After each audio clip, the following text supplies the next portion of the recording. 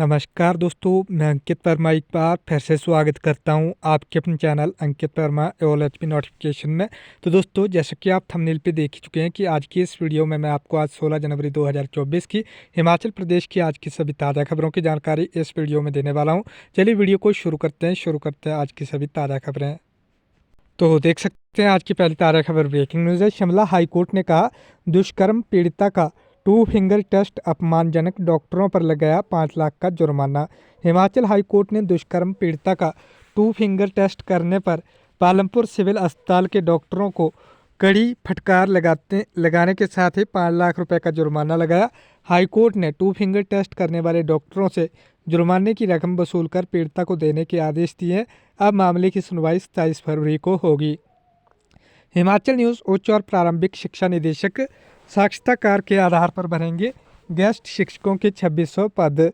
हिमाचल प्रदेश के सरकारी स्कूलों और कॉलेजों में उच्च और प्रारंभिक शिक्षा निदेशक साक्षात्कार के आधार पर पीरियड आधारित गेस्ट शिक्षकों के 2600 पद भरेंगे। न्यूनतम 1 और अधिकतम 2 वर्ष के लिए इन शिक्षकों की नियुक्ति की जाएगी। नियमित शिक्षक के आने पर भी इन शिक्षकों को पद से हटाया नहीं जाएगा। भर्ती प्रक्रिया को शुरू करने के लिए शिक्षा विभाग के अधिकारियों ने तैयारियां पूरी कर ली हैं। इस बाबत अधिसूचना जारी करने के लिए शिक्षा मंत्री रोहित ठाकुर के सचिवालय लौटने का इंतजार है। हिमाचल के सभी अस्पतालों में टेस्ट को लेकर नए नियम लागू, स्वास्थ्य विभाग ने लिया फैसला। राज्य सरकार और कृष्णा लैब के बीच चले विवाद के बीच स्वास्थ्य विभाग ने टेस्ट करवाने के नए नियम लागू कर दिए हैं। अब कृष्णा लैब में होने वाले टेस्ट बिना पैथोलॉजी टेस्ट रिक्विजिशन फॉर्म के नहीं होंगे। प्रदेश के सभी अस्पतालों में फॉर्म की व्यवस्था कर दी गई है। जिले के सभी मुख्य चिकित्सा अधिकारियों को भी इसे लागू करने के लिए कहा है। सरकार गांव के द्वार, जगत नेगी बोले सभी विधानसभा क्षेत्रों में जनता से सीधा संवाद करेंगे मंत्री। जगत सिंह नेगी ने बताया कि सरकार गांव के द्वार कार्यक्रम भाजपा सरकार के जनमंच से बिल्कुल अलग होगा। सरकार गांव के द्वार कार्यक्रम में धाम नहीं लगेगी, चाय पानी का इंतजाम भी स्थानीय लोग ही करेंगे।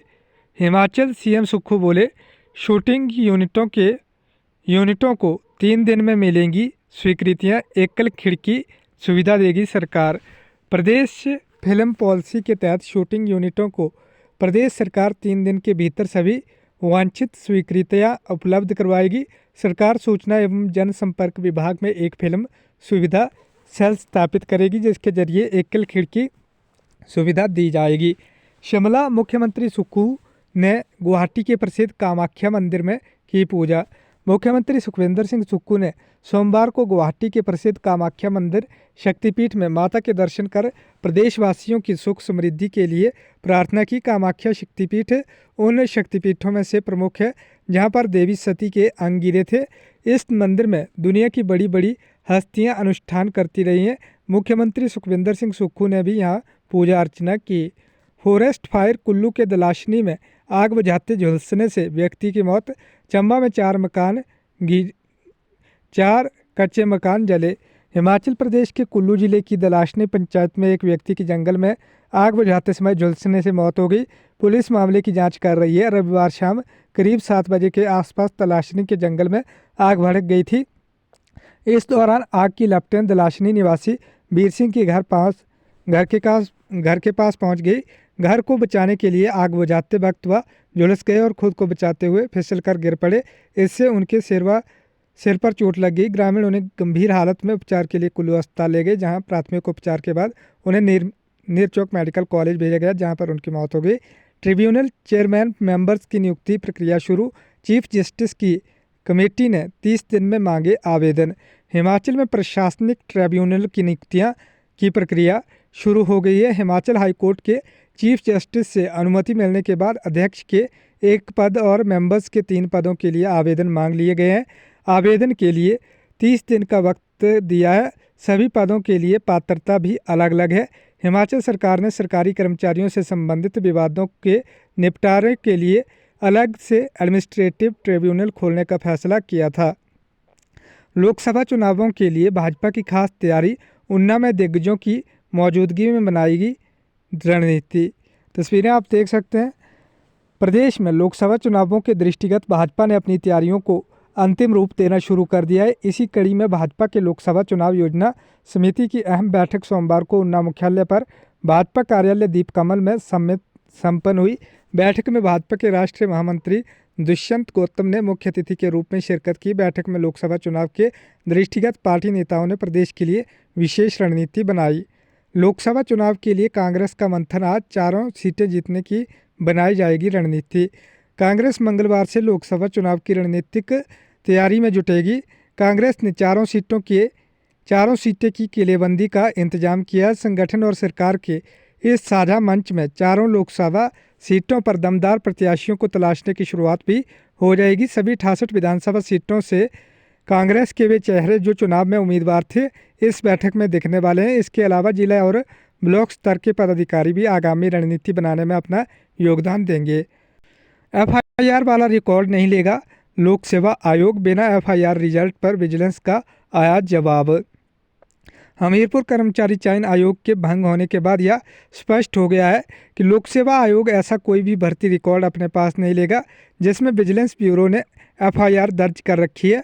लोक सेवा आयोग की तरफ से लिखित में इस फैसले से राज्य सरकार के कार्मिक विभाग को अवगत करवाया गया है।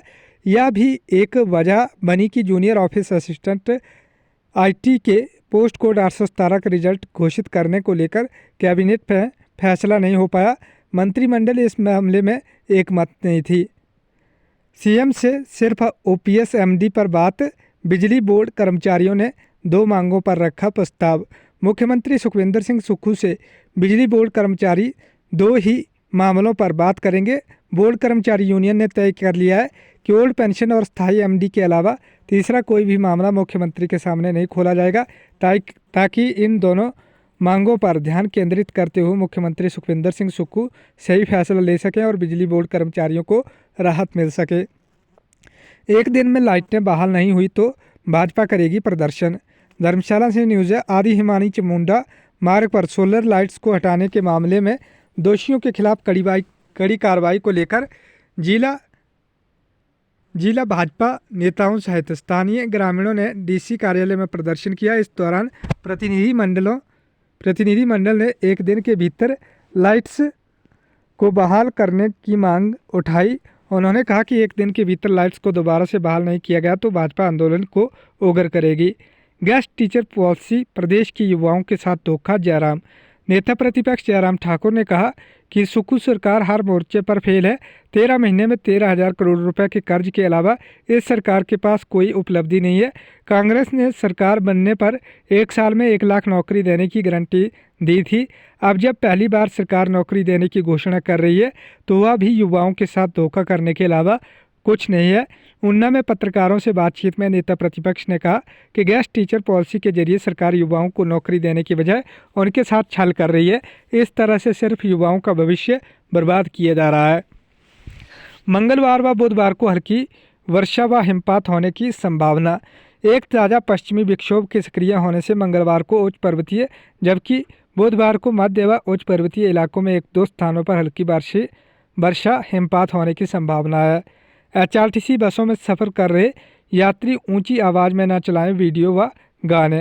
एचआरटीसी बसों में सफ़र करने के दौरान यात्री ऊंची आवाज़ में गाने नहीं सुन सकेंगे। यदि कोई यात्री बस में व्यक्ति ऊंची आवाज़ में अपने मोबाइल पर गाने चलाता है या फिर वीडियो चलाता है तो इसके लिए परिचालक उसे रोक सकता है। निगम प्रबंधन ने एचआरटीसी के सभी प्रकार की बसों में सफ़र करने वाले यात्रियों के लिए एडवाइजरी जारी की है।